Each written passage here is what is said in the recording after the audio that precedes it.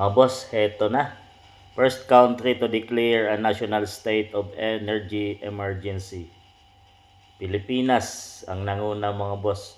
Yan ay problema pa lang sa langis mga boss ang dinaanan ni PBBM. Sumuko na agad.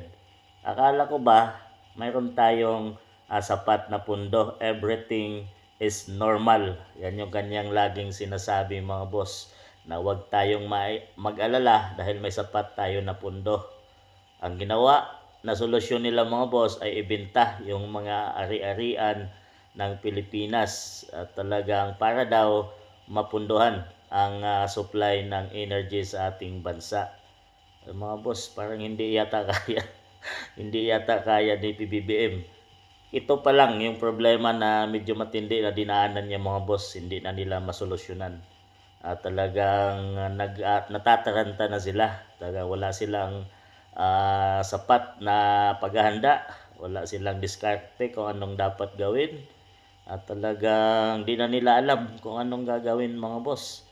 Di na nila alam kung saan mag-aangkat ng mga petrolyo dahil sa naipit nga ang halos buong mundo dito sa labanan ng sa Middle East mga boss, na siya yung pangunahing supply at doon ang daanan ng supply ng langis sa ating bansang Pilipinas.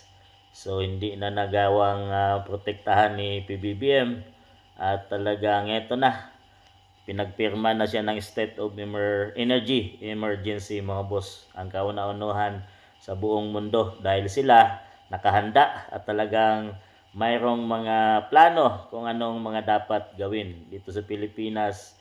Hindi na alam ng Pangulo kung anong gagawin mga boss. Pag hindi pag hindi mo kaya PBBM, mayroon tayong Vice President siguro. Mayroon tayong Vice President na siyang gagawa ng ganitong trabaho. Mukhang simple lang kay BP sa kasolusyonan ng lahat ng ito. Si BBM hindi niya na alam anong gagawin mga boss. Ibibinta na yung mga ari-arian ng Pilipinas para lang mapunduhan ang ating bansang Pilipinas dahil wala na sigurong pundo. Wala nang proyekto Yun, wala nang pundo para may pambili ng mga langis makaangkat sa ibang bansa.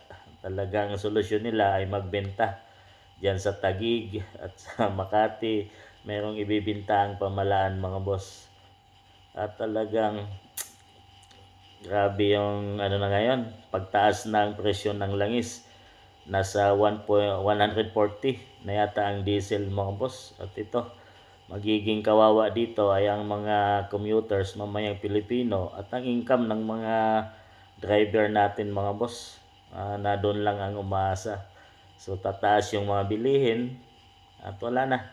Walang trabaho dahil walang sapat na ginawang trabaho ang ating bansang Pilipinas, ang administration.